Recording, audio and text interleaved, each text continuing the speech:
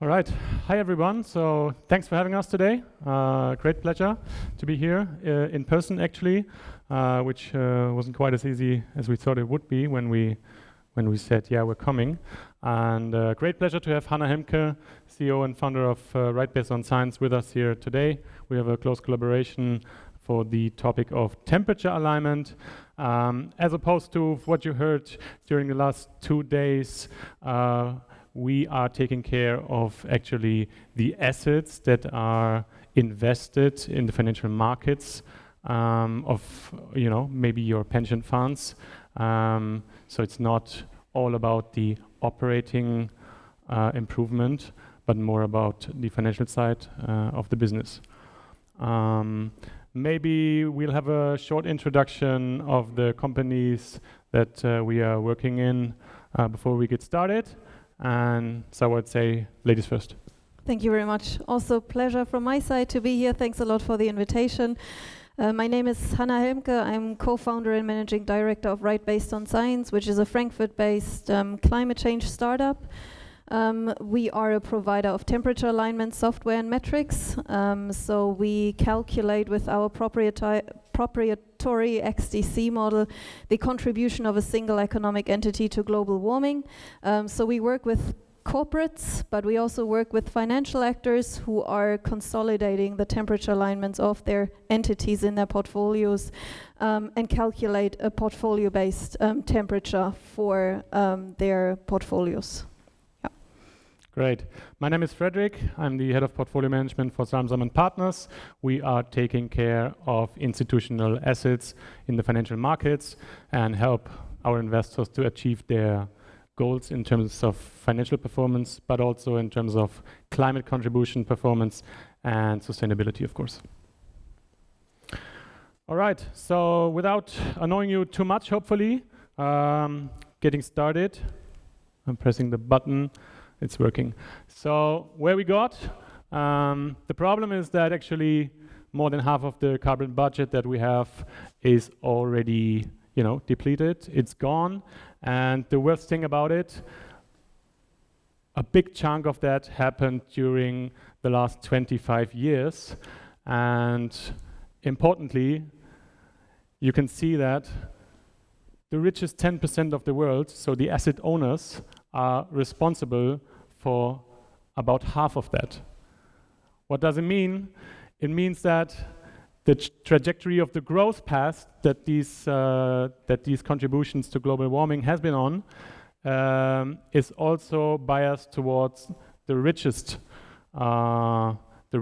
people in the world, or the richest, part of our society, asset owners. So asset owners have the biggest lever to make a contribution to better temperature alignment and lower their carbon emissions. That's really, really important to know. And that's why we're here to talk about, the topic and to address with you that it's not only about operating performance, it's not only about bringing down scope 1, 2, 3 emissions, but it's also look into your financial assets, look into your pension funds, and hopefully after our presentation you get the idea that it's very well possible to align those with Paris Accord without suffering any financial disadvantage. What's state of the art from the financial markets point of perspective? We've been doing carbon footprinting for a while, which is great, but it's not sufficiently good enough. The problem is when we go to our ESG research providers and download the carbon footprinting data for all the listed companies in the world, what do we get? We get scope 1 and scope 2. And common practice is that if you run a global equity fund, you reduce the part of the investments that you have in the utilities sector, for example.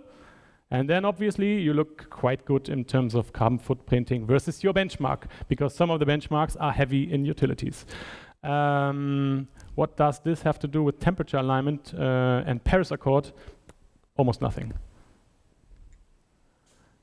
What is it all about? It's about the budget and it's about the path of reduction of emissions this is the key to make temperature alignment, work actually.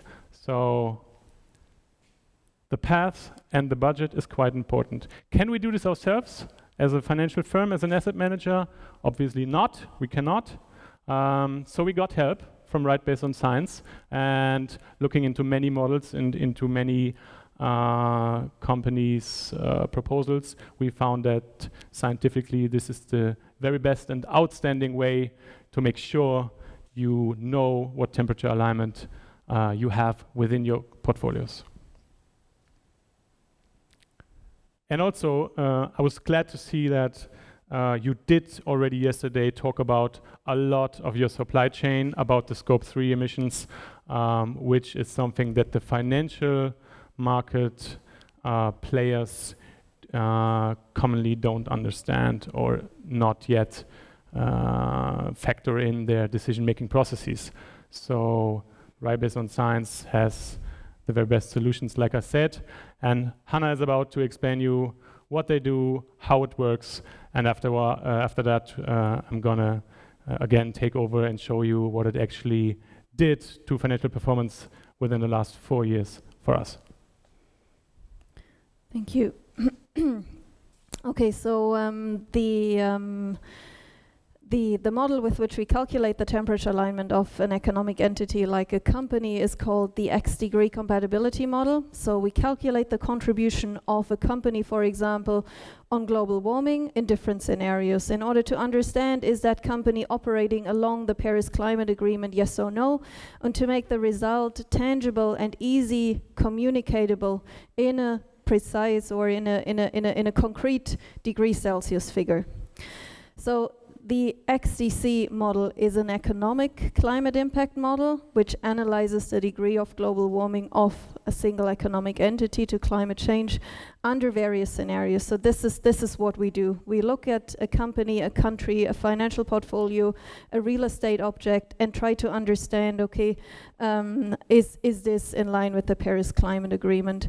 Right Based on Science, the name is, I think it speaks for itself. So we are really a team comprised of a lot of scientists, so with background in natural science, physicists, mathematicians, data scientists. The other part is very business oriented, understanding the requirements in the financial economy, but also in the real economy, to make sure we build a methodology for temperature alignment that both parties can use to align behind one goal, to use one methodology as one language to partner up and manage that transition. So what we do essentially, how do we calculate this temperature alignment and express this in a tangible degree Celsius number? The process of calculating those metrics comprises 3 different steps. First of all, we look at the economic emission intensity of, let's say, a company. So we look, okay, how many emissions does a company need in order to create value? And that is in line with the Green Deal, so with the EU Green Deal. The most important goal for us of the EU Green Deal is that economic activity needs to decouple from emissions in a way that we can make sure that we keep the global emission budget that is in line with the Paris Climate Agreement for reaching the well below 2-degree target. So this decoupling of emissions and economic activity, which is the foundation of the XDC calculation, is the first step in our process.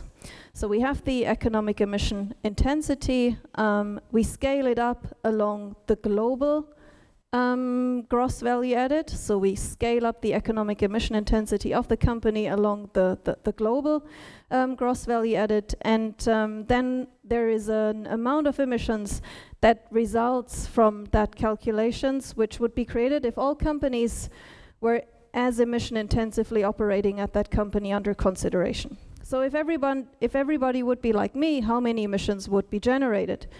And those emissions then go into a real climate model, which is also used by the IPCC. And that climate model then tells us what would be the resulting level of global warming that could be expected with that economic emission intensity of the single company. So, of course, we need a lot of data. Of course, this model is quite complex, but we try to make sure that we use really just a few input data and to use open source and established scientific foundations. So everything that we need is the gross value added data of the company. So that is the GVA, the personal costs and the EBITDA, standard financial figures. And then in order to determine the economic emission intensity, we also need the emissions, scope 1, 2, 3. So that's everything we need from a company. We can also retrieve that from external databases in order to calculate whole universes or portfolios. And then, like, the most important pieces of the XDC model is that climate model and climate change scenarios that give us the assumptions and that give us the other data which is necessary to come to that degree Celsius number. So this is how a result then looks like. It's a degree Celsius number. It's a gap between a company where a company should be and where a company is. So we look at, okay, where is it? Or what you could see here, where is company A? It would be below the threshold, so it's actually cooler than it needs to be. It's already Paris aligned because it's minus 0.2 degrees less warm than it should be. And then we have company B, which is a positive XDC gap, which means it contributes to a much higher level of global warming than it should. So the big question for the financial market is now, okay, what of those two companies, which one of those two companies is exposed to reputational risk, for example?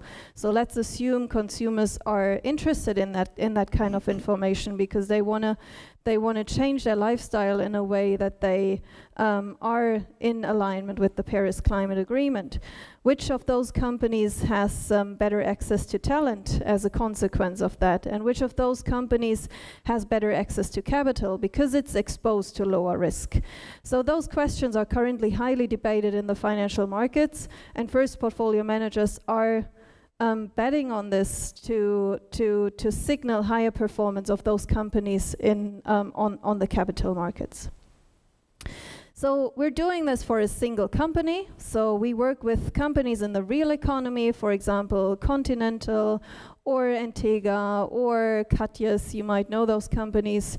And what we do is we essentially do a status quo analysis, which is the baseline X degree compatibility. So where is the company without any climate strategy? Where is the company under a business as usual scenario? And then we benchmark this again against a sector-specific temperature alignment. And then we benchmark this again against a sector-specific target benchmark to understand how large is the gap and how could the company reduce that gap along the development in different scenarios. For example, what if the company achieved its own climate strategy? That is a hypothesis. We're doing a scenario here and say, okay, under the assumption that the company is achieving its climate target, it is below the threshold. And then the portfolio manager can say, okay, I believe this company will actually reach that target or not. So that is the kind of transparency that temperature alignment metrics can provide. So that can be done on the portfolio level, and I guess this is where I hand back to you. All right, thank you so much. On a portfolio level, we did the experiment. I mean, maybe let me say first, we've been doing sustainability and ESG since 2012. We've been one of the first signatories of the UN PRI, etc., etc. We did a lot on that, but certainly climate is another discipline. It's emerging, and it's emerging quite fast. And you know, we have to make sure we contribute, but we also have to make sure we address and understand how it changes financial flows. Because with ESG, we have observed that actually outperformance can be attributed to ESG factors, and it's quite large. The impact is quite large and massive. Over the last 8 years alone, on a global level, we have seen ESG leaders outperform over ESG losers by more than 35%. That's more than 4% per annum, which is in times like these quite a lot. So we have to make sure that in terms of temperature alignment, like I said, we are ready and good to go. And we've been trying this for the last 4 years with a real life fund, track record and portfolio. And with the help of Right Based on Science, we are where we are today. As you can see here, we managed to have a portfolio which comprises of global equities that is by far by 0.4 degrees below the 1.75 degrees Celsius global warming scenario. It's Paris aligned. How does it look in terms of its economics? Let's take a look, first of all, at the selection process. After that, we're going to take a look at the portfolio itself, and obviously then onto its performance. When you start looking at global equities universe, you're looking at maybe the MSCI World Index, which is famously known. We're looking at almost 1,600, 1,700 single stocks. About 760 of them are Paris aligned with the 2 degrees scenario, according to Right Based on Science data. A couple less is aligned with the 1.75 degrees scenario. So we still have about 600 names to choose from when building a portfolio. Obviously, we are active asset managers, and we're not seeking for an ETF super diversified kind of thing. What we want to do is build a portfolio that also has a certain conviction built in. So we don't actually allocate as many companies. Additionally, we do what we have always done. We do an ESG filtering and screening process. Long speech. In the end, there comes out 66, or let's say 50 to 100 single names in such a portfolio. Can be more, can be less. In our case, it is like that. And this is how it looks like in terms of regional allocation. On the left-hand side, from your perspective, you can see the regional allocation in absolute terms. And on the right-hand side, we show you what that means as compared to the MSCI World as a benchmark. The main takeaway is you can have a regional neutral portfolio, but we are underweight US. Why is that? It's not because of politics, although we hope they change rather soon. It's more about the index itself. There is no good benchmark for temperature-aligned global equity market exposure out there yet. You are working on it. But the MSCI World consists of 66% US exposure because it's capitalization weighted whatsoever. This doesn't make sense to us. Europe has good companies as well. Europe has also very good temperature-aligned companies, so we are underweight US, but you can have, and that's the important message, a country or regional neutral global equity portfolio that's temperature-aligned. In terms of sector, the picture is the same. Here you can see the deviations from the benchmark. And we have just some slight deviations, 4% in IT, a little underweight in consumer discretionary. That's not much. So it's a sector neutral approach. It means you can actually invest with a Paris portfolio into every single sector. You will find good companies everywhere. It's not a better world portfolio. It's not about everything solar, PV, and wind turbines. It's not. It's actually global large caps. It's the companies that we all, use, consume, buy from. And in the end, it has to make money. To give you an overview about the economic figures of such a portfolio, like I said, it's 66 names at the moment. More than 90% is investment grade, so it's large caps. It's healthy economic business models. In 2019, just last year, we even outperformed the MSCI World to the upside. It was 27% up. Beta is close to the market, so 0.9 means that, you know, we are in 90% of the cases having a sensitivity that's as high as the market is in 90%. All the other metrics I don't want to annoy you with. That's more for guys from the financial industry, I think. But what everyone can understand is the comparison to its benchmark. And don't get me wrong, this is not a sales pitch. I don't want you to buy this fund, because otherwise I'm running into problems with the organizers of this conference. Sorry, we promised them. No, obviously it's not a sales pitch. All I'm saying is that you can have the MSCI World in red. You can have the green line, which is our Paris-aligned portfolio. Like I said, you can see it's very well Paris-aligned, and like you can see the performance, the economic performance is about the same. You know, that's the message. If you're working within your company on improving sustainability, on improving temperature alignment, please speak to your finance department, talk to the guys that manage your pension money, and make sure your financial assets are Paris aligned as well, because it's the biggest lever that you have in most of the bigger companies.